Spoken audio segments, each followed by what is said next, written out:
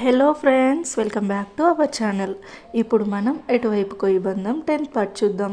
అంతకన్నా ముందు నాదొక చిన్న రిక్వెస్ట్ ఫ్రెండ్స్, ప్లీజ్ చూస్తున్న వాళ్ళందరూ లైక్ చేయండి, షేర్ చేయండి, కామెంట్ చేయండి. సబ్స్క్రైబ్ చేయని వాళ్ళు సబ్స్క్రైబ్ చేయడం మర్చిపోవద్దు. కీర్తి, సాత్విక్ ఇద్దరూ కూడా దేవుడి గదిలోకి వెళ్ళి దీపం పెట్టి బయటికి వచ్చారు. సాత్విక్ని నీ రూమ్లోకి వెళ్ళు అని చెప్పి కీర్తిని మరొక రూమ్లోకి పంపించింది లక్ష్మి. శివ సాత్విక్ దగ్గరికి వచ్చి, నువ్వు ఇంత పెద్ద ట్విస్ట్ ఇస్తావని అస్సలు ఎక్స్పెక్ట్ చేయలేదు, కానీ ట్విస్ట్ ఇచ్చావు. ఓకే, కానీ నీ రూమ్లోకి వెళ్ళమనగానే ఫాస్ట్గా వచ్చేసావు. నిజంగా నువ్వు తనని లవ్ చేసి ఉంటే మ్యారేజ్ అవ్వగానే నువ్వు రూమ్లోకి వస్తున్నావు. మిస్ అవుతుంది అన్న ఫీల్ నీకేమీ లేకుండానే నాకెందుకో తేడా కొడుతుందిరా అన్నాడు శివ. తేడా లేదు, ఏం లేదు. అందరి ముందు అలా ఫేస్ ఎక్స్ప్రెషన్స్ పెట్టడం నాకు ఇష్టం లేదు. అందరూ పడుకున్నాక ఎలాగో నేను తన రూమ్లోకి వెళ్తాను కదా, ఆ మాత్రం దానికి ఇంకా అలాంటి ఎక్స్ప్రెషన్స్ అవసరమా అన్నాడు సాత్విక్. ఏంటి, రూమ్లోకి వెళ్తావా? అరే అలా వెళ్ళొద్దురా అన్నాడు శివ. హే, నువ్వు మూసుకొని వెళ్ళరా, అక్కడ మా చెల్లి నీకోసం వెయిటింగ్ పో అన్నాడు సాత్విక్. కీర్తి రూమ్లోకి వెళ్ళి డోర్ క్లోజ్ చేసి వచ్చి వాష్రూమ్లోకి వెళ్ళి ఫ్రెష్ అయ్యి వచ్చి డ్రెస్ చేంజ్ చేసుకుని ఆలోచిస్తూ కూర్చుంది.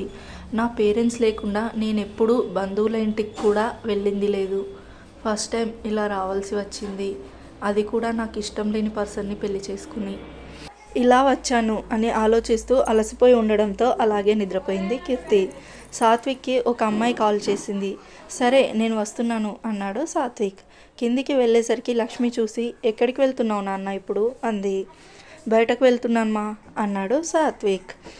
ఈ టైంలో నువ్వు బయటికి వెళ్ళడమా? ఏమీ వద్దు, లోపలికి వెళ్ళు అంది లక్ష్మి.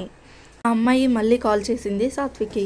నువ్వు వచ్చేయి అని చెప్పి సెక్యూరిటీకి దొరకకుండా తన రూమ్లోకి ఎలా రావాలో చెప్పి తన కోసం వెయిట్ చేస్తూ ఉన్నాడు సాత్విక్. నేను అనుకునేవి చాలా జరుగుతున్నాయి నా లైఫ్లో.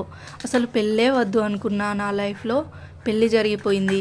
ఇక నుండి ఇలాంటివి ఏమీ వద్దు అనుకున్నాను. మళ్ళీ తనంతట తానే ఫోన్ చేసి వస్తాను అంది. కానీ నేనెప్పుడు ఇష్టం లేని అమ్మాయి పైన చేయి వేయలేదు కదా. వారి ఇష్టంతోనే, వారు కావాలంటేనే ఏదైనా చేశాను. కానీ నా అంతటా నేను ఎప్పుడు ఎవరిని కూడా ఫోర్స్ చేయలేదు, చెయ్యను కూడా అనుకున్నాడు సాత్విక్. సాత్విక్ ఆ అమ్మాయి కోసం వెయిట్ చేస్తూ ఉన్నాడు. సాత్విక్ నిరీక్షణ ఫలించి ఆ అమ్మాయి వచ్చేసింది. Miss you so much dear అంటూ రాగానే సాత్విక్ని హత్తుకుపోయింది ఆ అమ్మాయి. సాత్విక్ తన పని కంప్లీట్ చేసుకుని యూ కెన్ గో నౌ అన్నాడు. తను వెళ్తూ ఉంటే, వెయిట్, నాకు వన్స్ యూజ్ చేసిన తర్వాత మళ్ళీ యూజ్ చేయడం అస్సలు నచ్చదు. నువ్వు కాల్ చేసావు కాబట్టి రమ్మన్నాను. ఇంకెప్పుడు నాకు కాల్ చేయకు, అర్థమైందా అన్నాడు. చిన్నగానే చెప్పిన వాయిస్లో బేస్ ఉండడంతో ఆ అమ్మాయి భయపడి హా అన్నట్లుగా తల ఊపి ఫాస్ట్గా అక్కడి నుండి వెళ్ళిపోయింది. సాత్విక్ ఆ అమ్మాయితో ఉన్నప్పుడు బై మిస్టేక్ టచ్ అయ్యి శివకి కాల్ వెళ్ళింది. వీడు ఈ టైంలో కాల్ చేస్తున్నాడేంటి అని ఫోన్ లిఫ్ట్ చేశాడు శివ. ఇద్దరి సౌండ్స్ చిన్నగా వినిపించడంతో హవ్వా అంటూ నోటి మీద చేయి వేసుకుని తల దేనితో కొట్టుకోవాలో అర్థం అవ్వక ఫోన్తో కొట్టుకుని మళ్ళీ ఫోన్ చూసి కట్ చేసి పక్కన పడేశాడు. ప్రియా నిద్రలో నుండి లేచి శివ చేస్తున్న పనులను విచిత్రంగా చూస్తూ ఉంది. పక్కకు తిరిగి విచిత్రంగా చూస్తున్న ప్రియాని చూసి, ఏంటి అలా చూస్తున్నావు అన్నాడు శివ. మీరెందుకు మిడ్ నైట్ లేచి అలా బిహేవ్ చేస్తున్నారు అంది ప్రియా. మీ అన్నగాడు చేసే పనులకు ఇలా బిహేవ్ చేయాల్సి వస్తుంది అన్నాడు శివ. ఏం చేశాడు అంటూ ఆశ్చర్యంగా అడిగింది ప్రియా. ఏం చేశాడా ఈ టైంలో అని వాళ్ళ కోడ్ లాంగ్వేజ్లో చెప్పాడు శివ.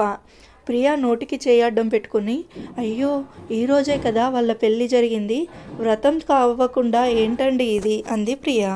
ఏమో, నాకు మాత్రం ఏం తెలుసు, వాడక్కడ హ్యాపీగా ఉన్నాడు, మనం మాత్రం మధ్యరాత్రి ఇలా బుర్రలు బద్దలు కొట్టుకోవడం ఎందుకు, పడుకుందాం అన్నాడు శివ. అవునులేండి అనుకుంటూ పడుకుంది ప్రియా. ఉదయం లేచి వ్రతం ఉంది కదా అని శివ, ప్రియ సాత్విక్ ఇంటికి వెళ్ళారు. సునంద, కృష్ణ కూడా వచ్చారు. కీర్తి, సాత్విక్ ఇద్దరు వేరువేరు గదుల నుండి ఒకేసారి బయటికి వచ్చారు. ఇద్దరిని అలా చూస్తుంటే కన్నుల పండగగా ఉంది అనుకున్నారు అందరూ. వ్రతం అయిపోయాక, అమ్మ కార్యానికి ఈ రాత్రికే మంచి ముహూర్తం ఉంది అన్నారు పంతులు. ఈ రాత్రికేనా అన్నట్లు భయంగా చూసి మళ్ళీ వెంటనే సర్దుకుంది కీర్తి. ఈ ఫీలింగ్ లేకుండా చూస్తూ ఉన్నాడు సాత్విక్. అంతా అయిపోయాక ఇంకా ముహూర్తం ఎందుకో అన్నాడు శివ, సాత్విక్కి మాత్రమే వినిపించేలా. సాత్విక్ బ్లాంక్గా చూశాడు శివని. నైటే అయిపోయింది కదా అన్నాడు మళ్ళీ శివ. సాత్విక్కి మాత్రమే వినిపించేలా. వాట్ అన్నాడు సాత్విక్. వాట్లేదు, వంకాయ లేదు, నైటే మీ ఫస్ట్ నైట్ అయిపోయింది కదా అన్నాడు శివ.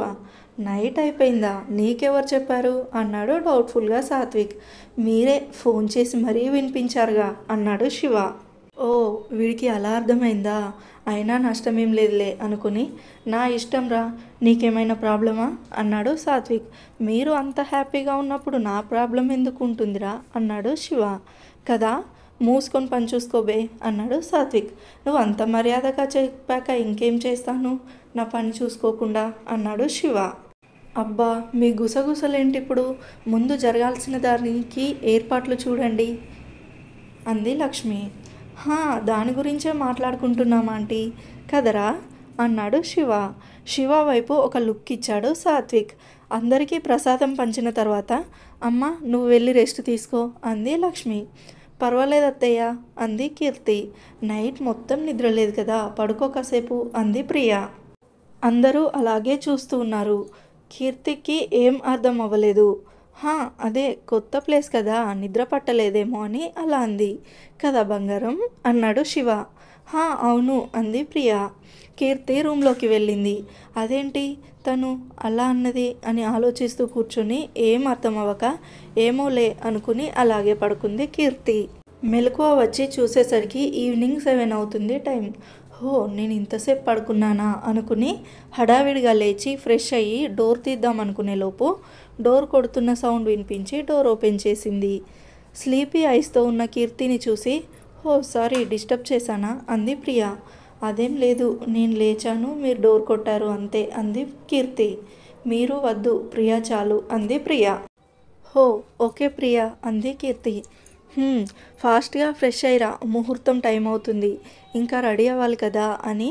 అయినా మీకు ముహూర్తంతో పని ఏముందిలే, అంతా అయిపోయింది కదా నైటే అంది ప్రియ. వాట్ అంది కీర్తి. అదేంటి అలా పెట్టావు ఫేస్?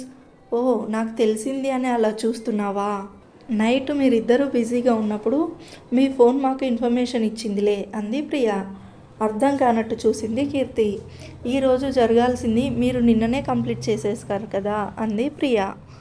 తర్వాత ఏం జరుగుతుందో నెక్స్ట్ పార్ట్లో చూద్దాం. Thank you for watching. Please do like, share, comment and also subscribe.